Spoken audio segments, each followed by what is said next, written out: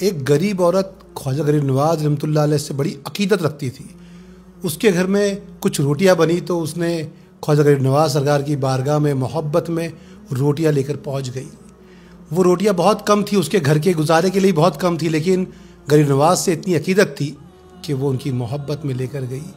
जब आपके पास उसने नज़र की तो गरीब नवाज रहमतुल्लाह अलैह ने उस रोटी के टुकड़े किए और अपने आस पास जो फ़कीर थे उन सबको तकसीम कर दिया।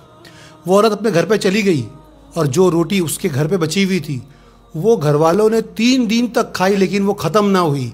तो वो औरत गरीब नवाज सरकार की बारगाह में फिर हाजिर हुई और उसने अर्ज़ किया कि हुजूर, मेरे घर में जो रोटियां मैंने 3 दिन पहले बनाई थी वो आज तक चल रही है, आज तक ख़त्म नहीं हुई।